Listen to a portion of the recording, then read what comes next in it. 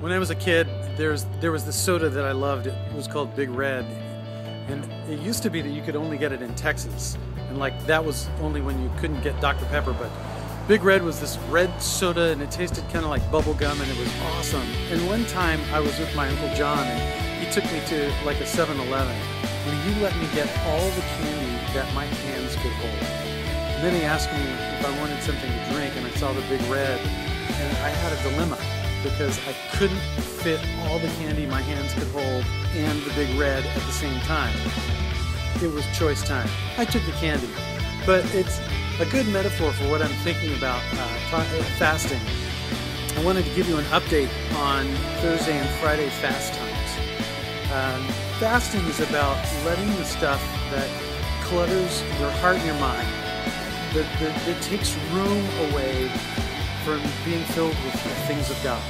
So it's like keeping your hands full of the candy and you can't get the Big Red. Only it's having your hands full of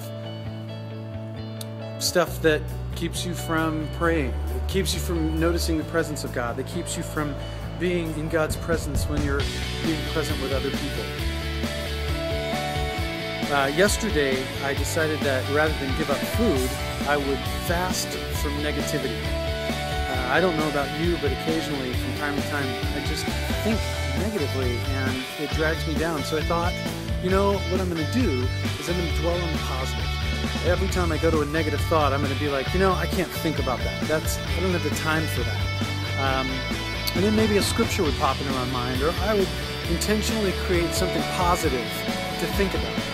And today, Friday, I decided that I would fast from apathy, that I would really dive into things that matter, that bother God's heart, things that break His heart. And I could begin at home, where I have an adopted son.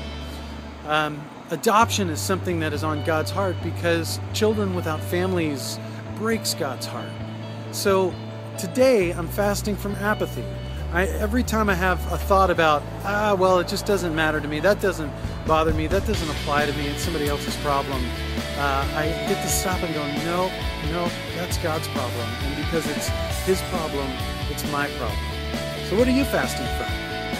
Tried food, apathy, negativity?